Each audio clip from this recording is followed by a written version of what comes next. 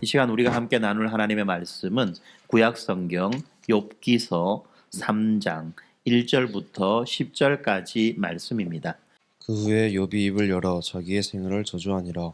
욥이 입을 열어 이르되 내가 난 날이 멸망하였더라면 사내 아이를 배었다 하던 그 밤도 그러하였더라면 그날이 캄캄하였더라면 하나님이 위에서 돌아보지 않으셨더라면 빛도 그날을 비추지 않았더라면 어둠과 죽음의 그늘이 그날을 자기의 것이라 주장하였더라면 구름이 그 위에 덮였더라면 흑암이 그날을 덮었더라면 그 밤이 캄캄한 어둠에 잡혔더라면 해의 날수와 달의 수에 들지 않았더라면 그 밤에 자식을 베지 못하였더라면 그 밤에 즐거운 소리가 나지 않았더라면 나를 저주하는 자들 곧 리워야단을 폭동시키기에 익숙한 자들이 그 밤을 저주하였더라면 그 밤에 새벽 별들이 어두웠더라면 그 밤이 공명을 발할지라도 얻지 못하며 동틈을 보지 못하였더라면 좋았을 것을.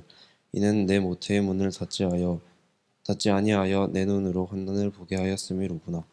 사랑하는 성도 여러분, 오늘 이 거룩한 주일 하나님의 얼굴을 구하며 나오신 여러분 모두에게 우리 주 예수 그리스도의 변함없는 은혜와 평강이 함께 하시기를 간절히 축원합니다.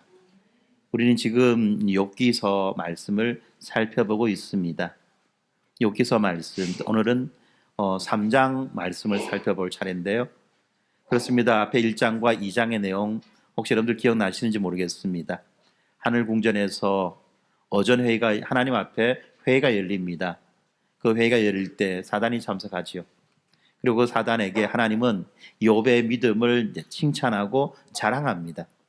그러니까 이제 사단이 하나님 앞에 도전합니다. 에이 하나님, 욥이 아무 이유 없이 어떻게 하나님을 그렇게 잘 섬기고 하나님께 예배할 수 있겠습니까? 하나님이 욥에게 복 주시고 하나님이 욥을 보호하시기 때문에 욥이 하나님을 그렇게 잘 섬기고 예배하는 것 아닙니까? 라는 이 도전으로부터 시작해서 지금 욥에게는 이 끊임없는 고난이 이어집니다. 재산을 다 빼앗기고 자녀들이 한 방에 다 죽어버리고 자기의 몸에도 아주 극심한 병이 나서 정말로 견딜 수 없는 그런 지경까지 이르게 됩니다. 욥이 당한 이 처참한 상황이 온 동네 소문이 다 났죠. 그러다 보니까 이제 멀리 있던 욥의 친구들에게도 이 소식이 들어가서 욥의 친구가 욥을 찾아왔습니다. 그리고 욥을 바라보는데 이 욥이 처해 있는 이 상황이 너무나도 기가 막히고 너무나도 처참한 거예요. 뭐라고 말할 수 없을 만큼. 그래서 욥의 친구들이 아무 할 말을 잃어버리고 욥의 곁에 앉아서 한숨만 푹푹 쉽니다. 욥은 아무 말도 하지 않아요. 할 수 없겠죠. 하루가 지나고 이틀이 지나고 3일이 지나고 이제 일주일이 지납니다. 마침내 일주일이 지나고 난 다음에 이제 욥이 입을 열어서 자기의 처지에 대해서 한탄하는 이 장면이 나오고 있습니다. 자기 인생, 자기 운명, 자기의 삶을 어찌할 수 없어서 나오는 자의 그 한탄입니다. 오늘 우리는 이 한탄의 말들, 한탄의 내용을 한번 살펴보도록 하겠습니다. 왜 이 한탄이 나오는지, 도대체 이 한탄의 의미를 우리가 어떻게 이해해야 되는지를 한번 살펴보았으면 좋겠습니다. 여러분, 우리가 살아가는 이 시대, 이 세상, 이 현대 문명은요, 여러분, 인류 역사상 어느 때보다도 삶의 많은 부분들을 스스로 컨트롤할 수 있다고 믿으며 살아가는 그런 세상입니다. 우리 손 안에 있는 작은 기계 있죠. 이 애증의 기계, 그죠? 그 스마트폰 하나를 가지고 전 세상의 정보를 실시간으로 다 파악합니다. 그리고 이 정교한 재무 설계와 다양한 보험들을 통해서 이 불확실한 미래를 완벽하게 방어하려고 애를 씁니다.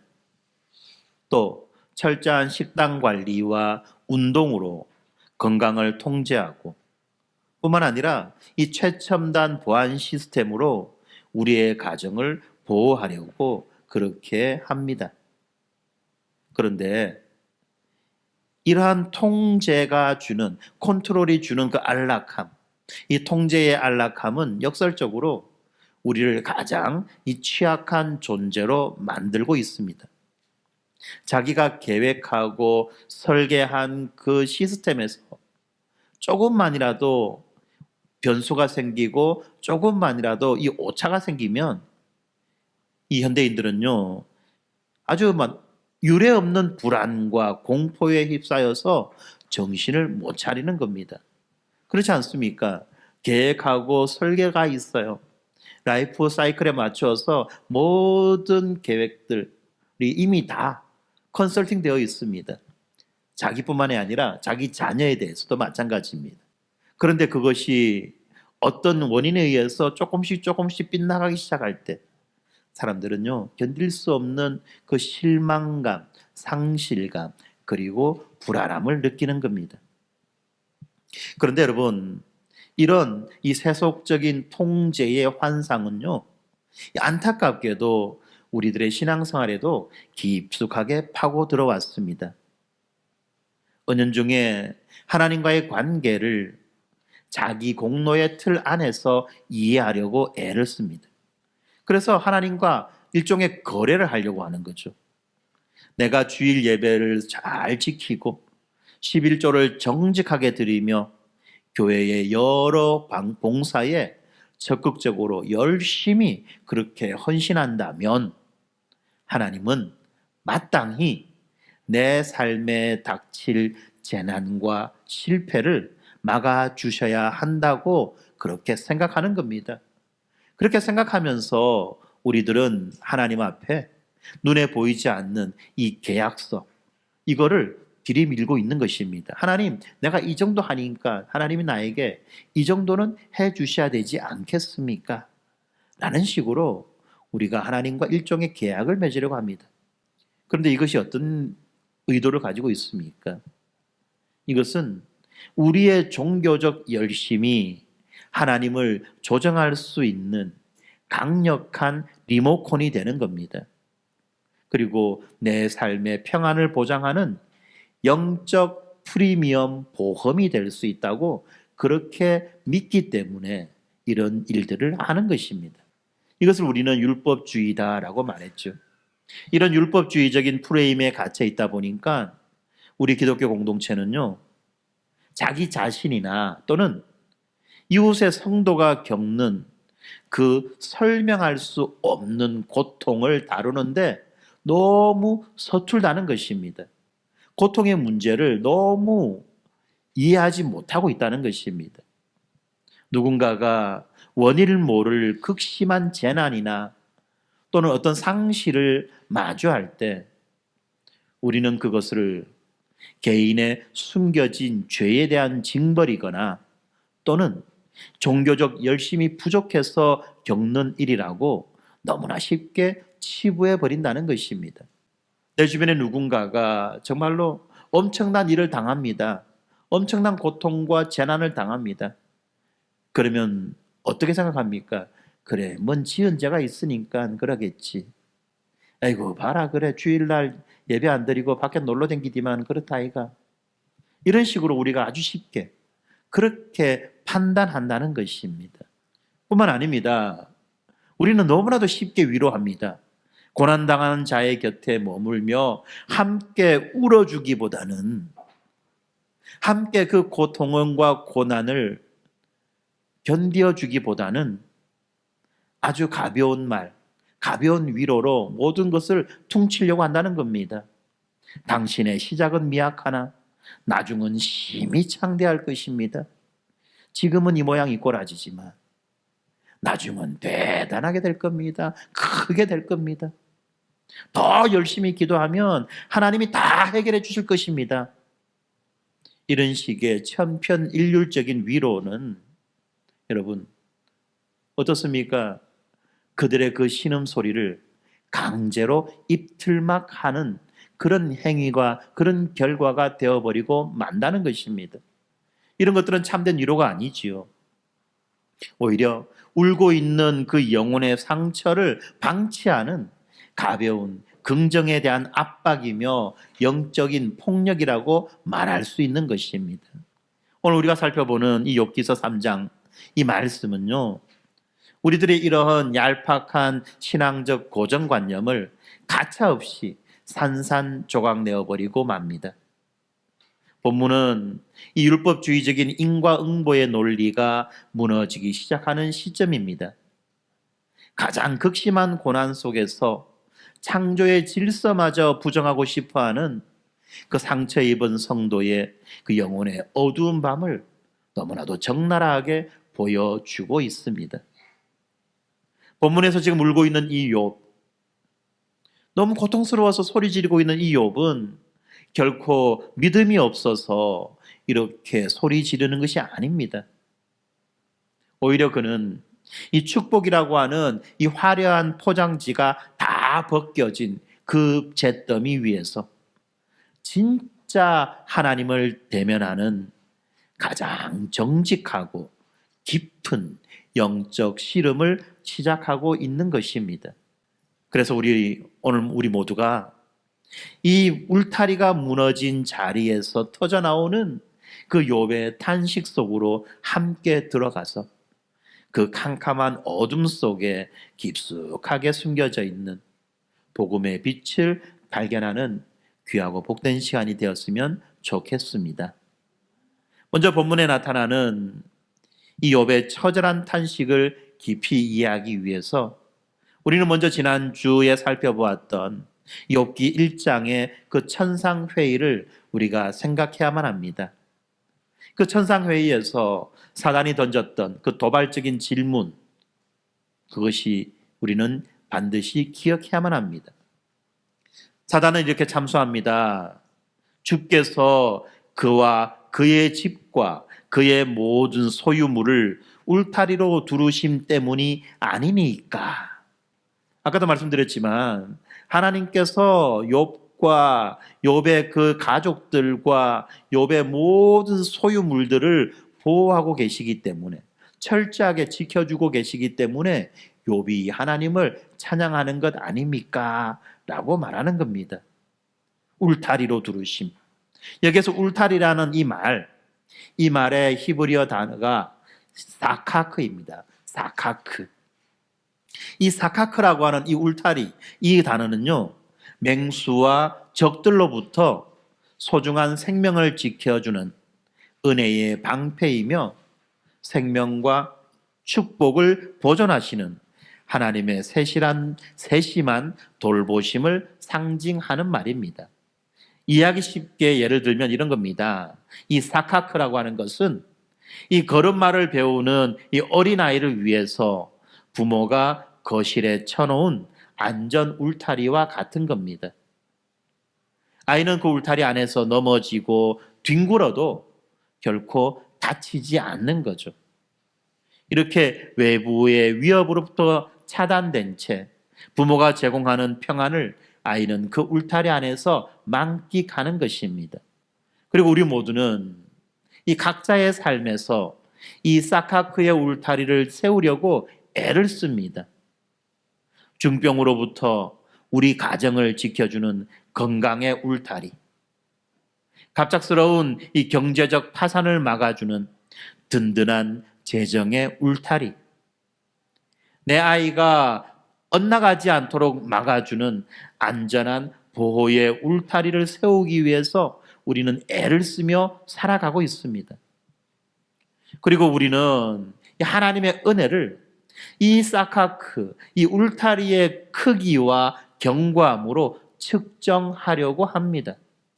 그런데 우리가 욥기에서 욥이 이 마주한 이 현실, 우리가 바라보는 이 현실은 어떤 현실입니까? 이 사카크의 울타리가 온데간데 없이 사라진 그 현실을 우리는 보고 있는 것입니다. 아니, 좀 더 정확하게 말하면 끔찍하게도 그 울타리의 성질이 정반대로 변해버린 것입니다.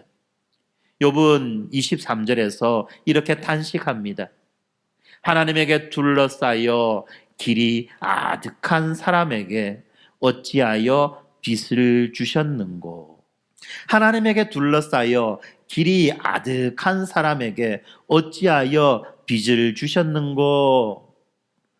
예, 여러분, 무슨 말인고 싶지요? 무슨 말인고 싶지요? 하나님에게 둘러싸여서, 하나님에게 둘러싸이면 어떻습니까, 여러분들? 좋은 걸까요, 나쁜 걸까요? 일반적으로 우리는 좋은 것이라 생각합니다. 그렇죠? 그런데 하나님에게 둘러싸였는데 그 쌓인 결과가 어떤 겁니까? 길이 아득해졌다는 겁니다. 길이 아득해졌다는 겁니다. 둘러싸여가지고 앞으로 한 발짝도 못 나가는 옴짝달싹하지 못한 그런 상태가 되었다는 것입니다. 뭐가 앞뒤가 잘 안 맞는 말 같아요. 그죠? 그런데 거기에다가 욥은 말합니다. 어찌하여 빛을 주셨는고? 빛을. 어찌하여 이 밝은 빛을 이렇게 주셨느냐? 차라리 그냥 어둠으로 그냥 끝내버리지. 하나님이 나를 붙잡아가지고 옴짝달싹하지 못하도록 꽉 쳐박아 눌러놓고는 나를 그렇게 고통스럽게 만든다는 겁니다. 조금 더 한 발짝도 앞으로 움직이지 못하도록 그렇게 만들어버렸다는 겁니다. 그랬으면 차라리 목숨이라도 걷어가시지. 왜 새날을 주셔가지고 또 그렇게 고통스럽게 살게 하시느냐라는 말인 겁니다. 참 난해하죠. 난해합니다. 이것은 바로 이 욥의 역설적인 탄식입니다. 역설이에요. 역설. 역설법. 마치 그 유명한 이 시인 김영랑 시인이 쓴 시 모란이 피기까지에 나오는 시구가 있습니다. 아주 유명한 시구죠. 찬란한 슬픔의 봄. 찬란한 슬픔의 봄. 예. 봄인데 꽃이 펴가지고 정말 아름답고 화려한 찬란해야 되는데 그 찬란한 봄인데 이 봄이 어떻다고 합니까? 슬프다고 합니다. 슬프다고. 이 아름다운 걸 보면 사람이 기뻐하고 즐겁고 뭔가 경탄을 터뜨려야지 마땅한데 슬프대요. 뭐가 좀 안 맞죠. 그죠? 저는 이런 비슷한 경험을 한번 한 적이 있습니다. 지금도 생생하게 기억합니다. 중국에서 추방당하는 그날을. 중국에서 추방당하던 그날을 저는 정말 생생하게 기억해요. 다른 것보다도 그날의 날씨를 저는 정말 기억합니다. 제가 그 전에 중국에 머무를 때 거의 한 보름 가까이 해가 안 떴어요. 계속 비가 오고 날이 흐리고 정말 안 좋은 일기였습니다. 그런데 제가 한국에서 중국에 딱 도착하니까 날이 정말 좋은 거예요. 그런데 도착했을 때는 그 날이 좋다는 것을 인지를 못했어요. 왜냐하면 중국에 들어와서 거기에서 뭔가 어디로 이동하고 누구를 만나고 무슨 일을 해야 된다는 이런 일정들이 머릿속에 꽉 차 있기 때문에 밖에 날씨가 어떻고 저떻고 하는 것에 대해서는 전혀 인식을 하지 못했습니다. 그런데 이제 따로 이제 불려가 가지고 그 신문실에 딱 들어갔습니다. 거기서 한동안 대기를 했어요. 이런저런 이제 짐 조사를 받고 뭐 하여튼 이런저런 이제 질문을 받고 대답하면서 한동안 대기를 했습니다. 대기를 하다가 문득 고개를 돌렸는데 창밖에 하늘이 너무 파란 거예요. 구름이 너무 예쁜 거예요. 이게 뭐지? 그렇게 이제 넘어갔는데 다시 이제 한국으로 돌아오는 비행기 표를 사서 이제 공항 이제 대합실에서 기다리고 있습니다. 출국장에서 기다리고 있는 거죠. 출국장에서 비행기 시간을 기다리고 있는 한 30분 정도 되는 그 짧은 시간. 아침에 일찍 비행기로 들어갔다가 하루 종일 그 위에서 이제 막 이렇게 저렇게 신문당하고 있다가 거의 해가 뉘엿뉘엿 저물어 가는 그 시기에 그 시간에 비행기를 타고 이제 넘어오는 거죠. 한국으로 돌아온 마지막 비행기였어요. 그 비행기 표를 사서 이제 기다리고 있는 한 30분 정도 되는 그 시간에 눈앞에 펼쳐져 보이는 이 풍경과 하늘이 얼마나 아름다운지 몰랐어요. 황혼의 황혼역입니다. 태양이 불그르하게 물드는데 그날따라 유달리 황금빛으로 태양이 물드는 거예요. 언뜻 낀 구름 사이로 이 구름이 전체가 황금빛으로 물들어서 보이는 그런 정말 아름다운 풍경이었습니다. 그 아름다운 풍경을 보는데 제 입에서 순간 튀어나오는 말이 있었어요. 날씨 참 지랄 같네. 보통 가면 야 너무 멋지다, 너무 이쁘다, 어떻게 세상에나 이래야 되는데 그 아름다움을 보면서 내어 뱉었던 첫 마디가 지랄 같는 거예요. 참 아마 이런 것보다도 지금 욥이 지금 경험하는 이 경험은 더 크게 모순적인 상황이었습니다. 아까도 말씀드렸지만 하나님의 둘러싸움이라고 하는 것은 일반적으로 보면 외부의 공격을 막아주는 하나님의 든든한 보호를 의미합니다. 그런데 본문에서는 전혀 다른 의미로 사용되었습니다. 여기에서 둘러싸여라는 말, 이 말에 쓰인 히브리 단어가 있는데 이것은 앞에서 이 보호를 의미하는 사카크가 아니라 사방이 꽉 막혀가지고 숨조차 쉴 수 없도록 욕을 옵죄는 이 감옥의 울타리를 의미하는 야세크라는 단어로 이 표현이 사용되었습니다. 사카크가 야세크가 된 거예요. 이런 의미입니다. 이런 말입니다. 지금까지 나를 보호해주던 우리 집의 튼튼한 그 담장이 집에 불이 났습니다. 집에 불이 났을 때는 어떻겠습니까? 내가 밖으로 도망을 가야 되지 않습니까? 급하게 피난을 나가야 돼요. 그런데 내가 밖으로 피난을 나가지 못하도록 막는 무서운 철장으로 변해버린 것입니다. 도둑이나 강도로부터 우리 집을 보호해주던 그 울타리가, 쇠 울타리가 이제 상황이 바뀌니까 거꾸로 내가 밖으로 나갈 수 없게 만드는 쇠창살이 되어버렸다는 것입니다. 이러한 실존적인 부조리, 실존적인 역설의 상태를 우리도 한 번씩 경험합니다.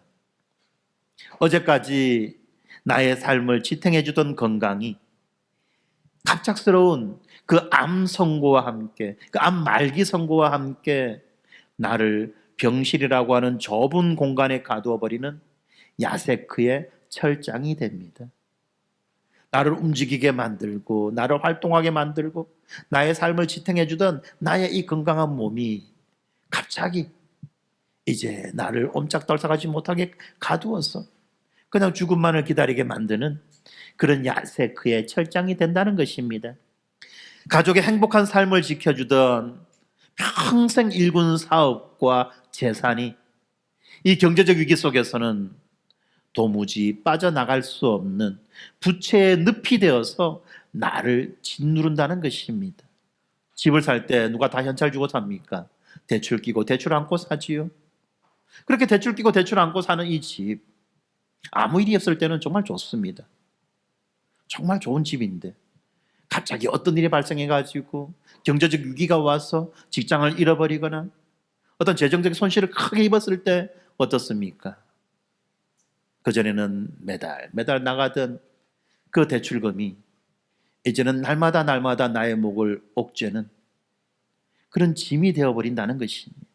나를 평생 사랑하고 지켜줄 것이라고 믿었던 이 배우자와의 관계가 틀어지고 단절되었을 때 그동안 가장 안전하고 가장 편안하다고 느꼈던 이 가정이라는 울타리가 지옥 같은 감정의 수용소로 돌변한다는 것입니다. 이것이 바로 우리가 일상 속에서 맞이하는 실존적 모순의 현장이라는 것입니다.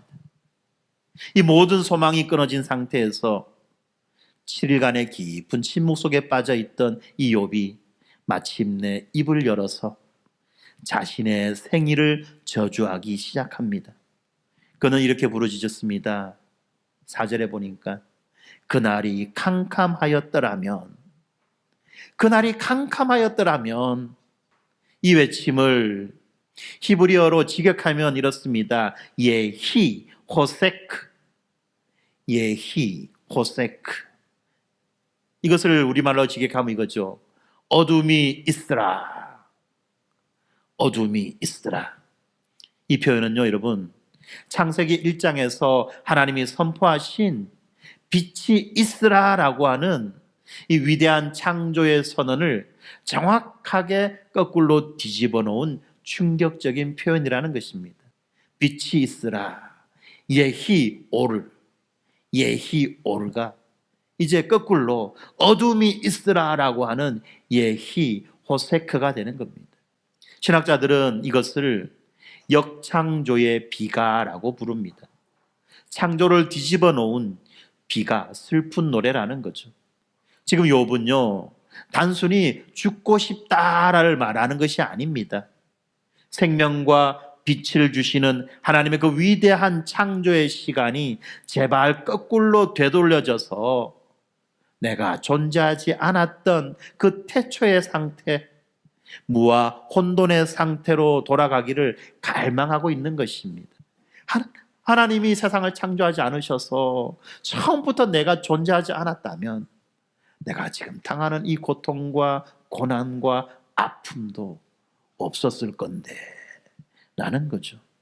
이것은요, 이 피조물이 창조주를 향해 던질 수 있는 가장 처절하고도 근본적인 비명이라는 것입니다. 하나님, 당신이 만드신 이 세상과 저라는 이 존재가 저에게는 오직 고통뿐입니다. 제발 이 모든 것을 지워주십시오. 우리는요, 욥의 이른 절규를 통해서 인간 존재의 철저한 무력함과 비참함을 직시해야만 합니다. 율법적인 보상과 세상적인 축복이 완전히 사라진 잿더미 위에서 성도가 자신의 존재마저 부정하고 싶을 만큼의 깊은 절망을 경험하게 될 때 역설적으로 그곳이 바로 하나님의 그 절대 주권을 마주하는 자리가 되는 것입니다.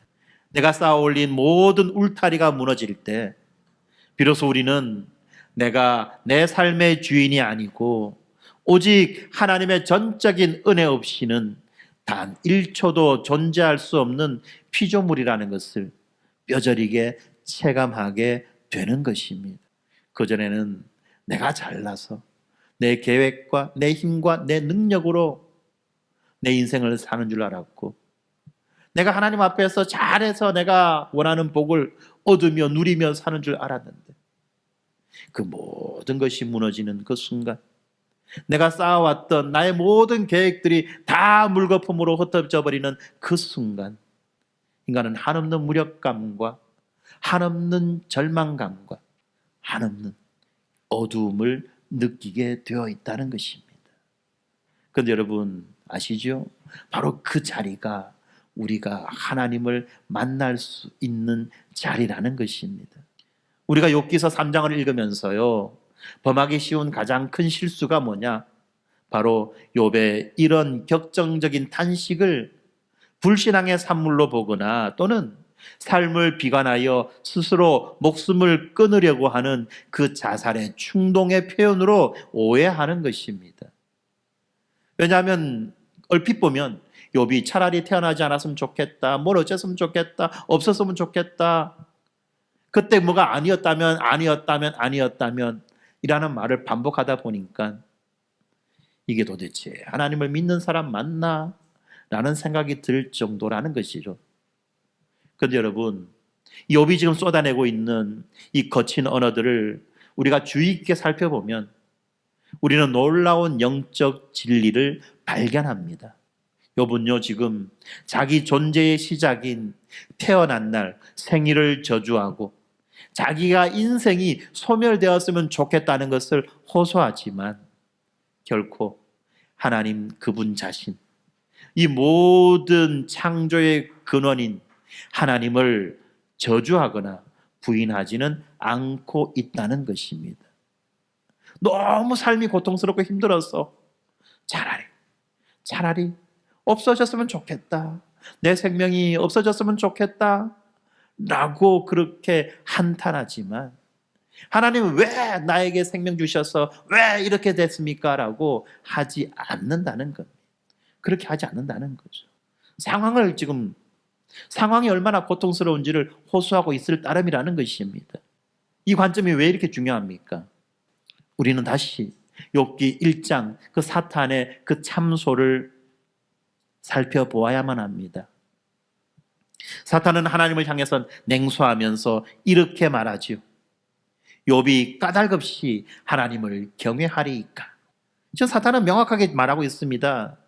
인간은 하나님이 주시는 그 보상과 축복 때문에 하나님을 경외하는 척 할 뿐이며 그 이익이 사라지면 반드시 하나님을 면전에서 욕하고 떠날 것이라고 하는 그 비아냥 아닙니까? 이러한 사탄의 비아냥은 오늘날 자본주의와 소비주의의 한복판을 살아가는 우리 성도들의 신앙의 정곡을 찌르고 있습니다. 현대사회의 모든 관계는 철저하게 거래 관계입니다. 그러다 보니까 우리는 우리 신앙조차도 거래의 관점으로 접근할 때가 많이 있습니다. 내가 기도라는 동전을 넣었으니까 이 기도에 합당한 응답이라고 하는 상품이 나와야 한다는 이런 자판기식 신앙에 우리는 익숙해져 있다는 것입니다. 그래서 그 결과 만약 우리가 하나님을 이렇게 축복의 자판기로 여길 때 뜻밖의 고난이라고 하는 그 쓴음료가 나오게 되면 우리는 그 자판기를 걷어차고 냉정하게 뒤돌아 선다는 것입니다. 이것이 바로 사탄이 확신했던 인간의 본성입니다. 달콤한 보상이 없으면 우리의 그 불타는 신앙도 끝난다는 그런 논리인 것입니다. 그런데 지금 이 잿더미 위에 앉아 있는 이 욥을 봅시다. 그는 모든 소유를 잃었습니다. 자녀를 잃었습니다. 건강마저 잃었습니다. 아내조차도 하나님을 욕하고 죽으라는 그 저주를 퍼부으며 그를 떠났습니다. 이제 욥에게 남은 것은 기와장으로 벅벅 끓는 그 상처뿐입니다. 그런데 욥은 이런 칠흑 같은 어둠 속에서 하나님을 향해 고개를 듭니다. 비록 그것이 고통에 찬 비명이요, 어찌하여 라고 하는 이 숨이 꽉 막히는 답답한 호소일지라도 욥은 이 모든 고난의 궁극적인 주권자가 오직 하나님 한 분이시라는 것을 확신했습니다. 그래서 욥은 하나님을 떠나지 않았고 하나님을 찾아서 하나님께 자기의 고통을 호소하고 있는 것입니다. 이걸 우리가 잘 알아야 돼요, 여러분. 이걸 우리가 잘 알아야 됩니다. 우리가 어떤 고통의 순간, 절망의 순간, 이 순간을 맞이할 때 우리는 다른 방식으로 그 고통을 회피하려고 하고 외면하려고 합니다. 다른 방식으로 자꾸만 그냥 얼렁뚱땅 모면하려고 한다는 것입니다. 그러나 그것은 근본적인 처방이 되지 않습니다. 그 순간 우리는 하나님 앞으로 나아가 하나님 앞에 정직하게 우리의 아픔과 고통과 답답함과 절망을 호소해야 하는 것입니다. 길을 가다가 넘어져서 무릎이 깨진 아이가 여러분 낯선 사람 붙잡고 그렇게 엉엉 울지 않아요. 우리가 지원이를 보면 알 수 있어요. 지원이가 가다가 팍 넘어지면 누구 찾습니까? 리리 이모 찾아요. 다른 사람 아무것도 소용이 없어요. 심지어는 아빠도 필요 없어요. 엄마 찾아요. 엄마 찾아요. 그 엄마 울면서 자신을 안아주는 이 엄마의 품을 파고들면서 그 엄마 품 안에서 어떡합니까? 울고 떼쓰고 몸부림칩니다. 막 울고 떼쓰고 몸부림쳐요. 때로는 막 엄마 막 가슴을 핥기도 합니다. 막 때리기도 합니다. 꼬집기도 합니다. 왜요? 그 때를 쓰는 대상이 자기를 가장 사랑하는 엄마라는 걸 알기 때문에 자기의 억울함, 자기의 분함, 자기의 그 답답함, 이 모든 감정을 엄마한테 쏟아놓는다는 겁니다. 욥도 마찬가지로 이 생명의 주관자가 오직 하나님이라는 것을 믿었기 때문에 끝까지 이 하나님과의 관계 안에서 씨름하려고 하는 끈질긴 영적 집념을 지금 보여주고 있는 것입니다. 그런 하나님을 향해서 침묵하는 대신 아무렇지도 않은 척 그렇게 위장하고 포장하는 대신 자신의 모든 고통과 아픔을 하나님 앞에 쏟아놓고 있습니다. 이것이 바로 거룩한 통곡이라는 것입니다. 욥은 이 축복이라고 하는 화려한 포장지가 다 벗겨진 그 상태에서도 하나님을 궁극적인 목적으로 삼음으로써 이 사탄의 참소를 완벽하게 박살 내고 있는 것입니다. 하나님이 나에게 복을 주시지 않아도, 심지어 나를 이유 없는 고난 속에 던져 넣는다고 하실지라도 나는 당신을 떠나지 않고 당신과 씨름하겠습니다. 나는 당신의 품에서 통곡하겠습니다. 이것이 바로 우리 개혁주의 신학이 강조하는 보상 없는 신앙의 위대함이라는 것입니다.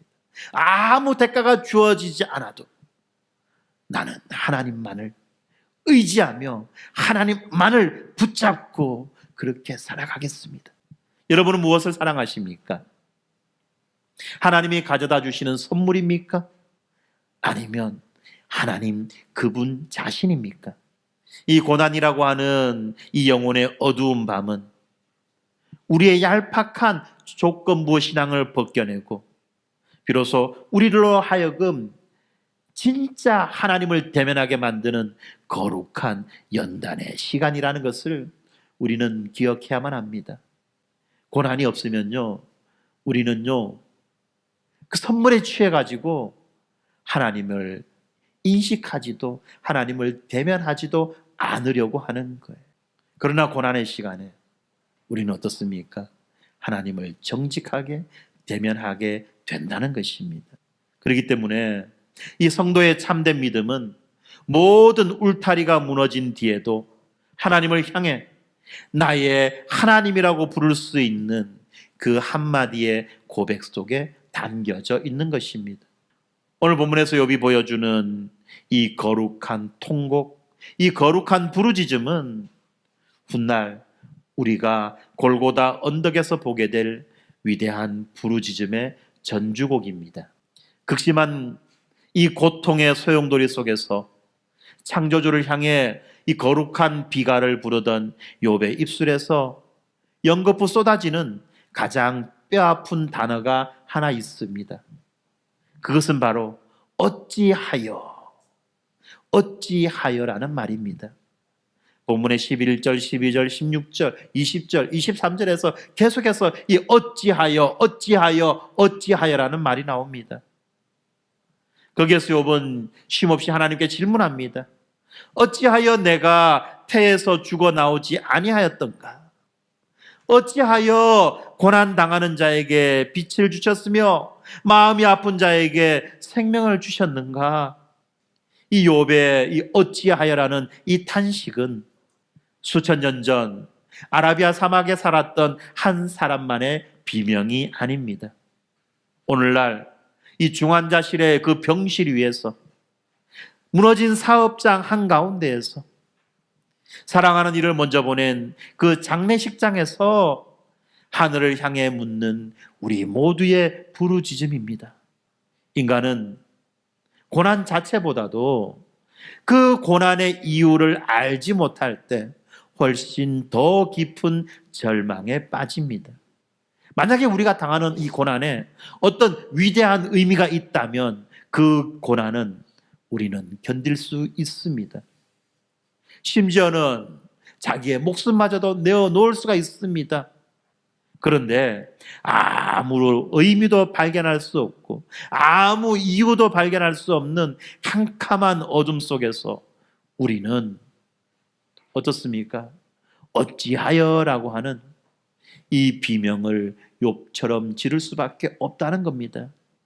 이때 욥을 위로하러 온 이 세 친구가 욥의 처참한 상태를 보고도 아무 말도 하지 못하다가 욥이 입을 열자마자 자신들이 가지고 있는 그 기계적인 인과응보의 그 교리를 들이대기 시작합니다. 그들은 이렇게 말합니다. 죄 없이 망한 자가 누구냐? 네가 이렇게 망한 거는, 네가 이렇게 고난당하는 거는 분명히 무슨 이유가 있기 때문이다 라고 이 고난당하는 욥을 정죄합니다. 이 내용은 우리가 다음 주부터 한번 살펴볼 거예요. 그런데 욥은 지금 어떻습니까? 이렇게 정형화된 교리만으로는 결코 설명할 수 없는 이 고난의 깊은 웅덩이 속에 빠져 있었기 때문에 이들의 생각과 이들의 논리는 욥에게 어떤 위로도 어떤 해답도 되지 못했던 것입니다. 이처럼 이 긍휼과 사랑이 없는 죽은 교리, 이 긍휼과 사랑이 없는 죽은 교리는 상처 입은 영혼에게 참된 위로가 되지 못하고 잔인한 율법주의적 폭력으로 전락할 수 있다는 것을 우리는 늘 경계해야만 합니다. 그렇다면 욥의 이 처절한 어찌하여라는 이 질문에 대한 하나님의 응답은 무엇입니까? 하나님이 그 고통 속에서 욥이 그 고통 속에서 어찌하여라고 그렇게 하나님을 향하여 외칠 때에 하나님은 어떻게 응답하시냐는 말입니까?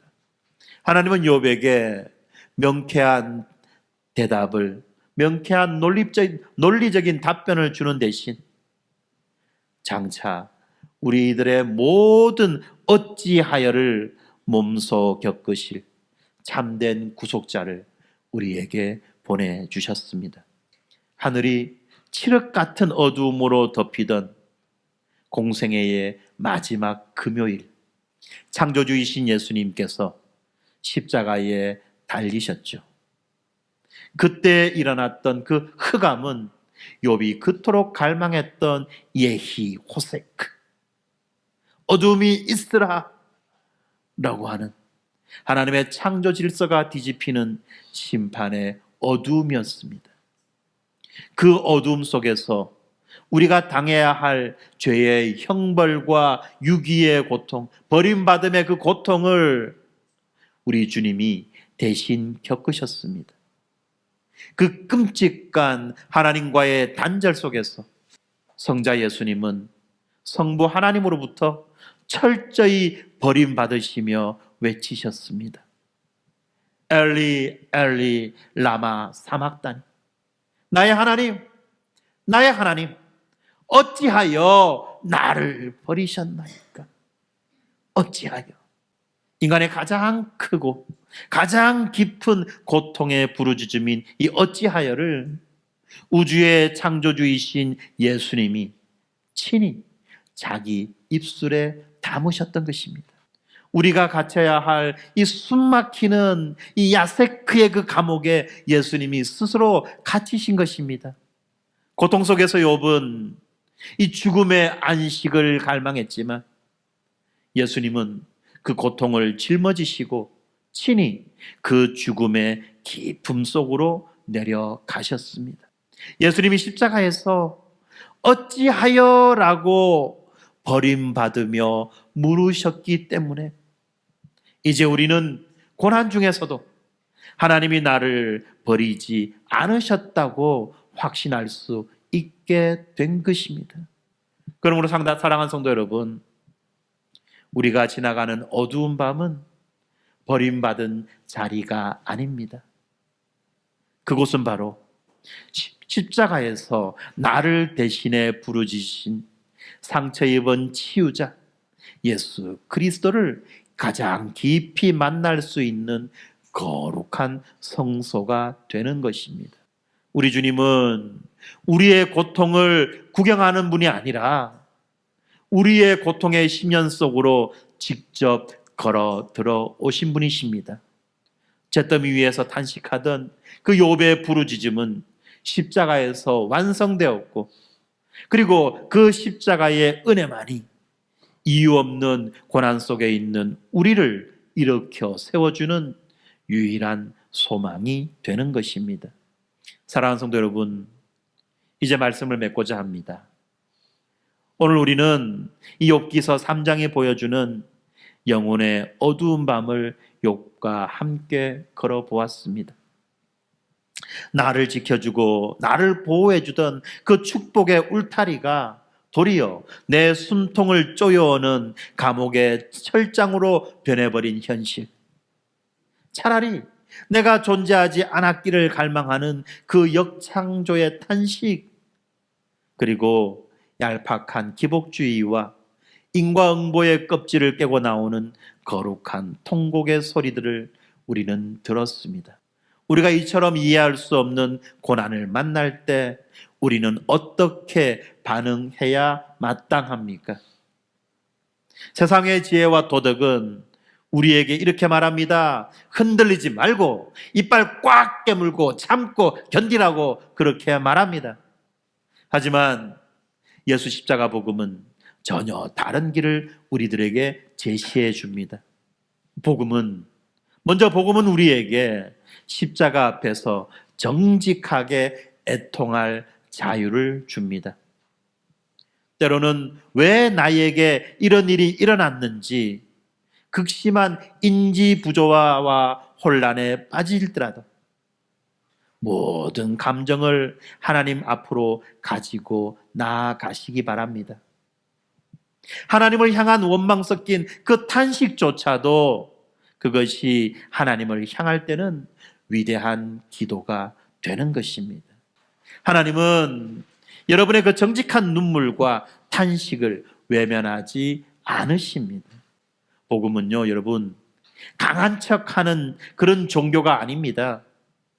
하나님 앞에서 가장 약해질 때 그분의 강함을 경험하게 되는 은혜의 종교인 것입니다. 그러므로 인생 속에서 당하는 고난과 아픔, 이것을 하나님 앞으로 정직하게 가지고 나와서 하나님 앞에 있는 그대로 고백하는 것이 필요합니다. 둘째로, 이 고난의 용광로 속에서 우리의 그 거래적 신앙, 율법주의적인 자기 공로의 신앙을 십자가에 못 박으시기 바랍니다. 하나님은 때로 우리를 고난이라고 하는 신비로운 섭리의 용광로 속에 집어 넣으십니다.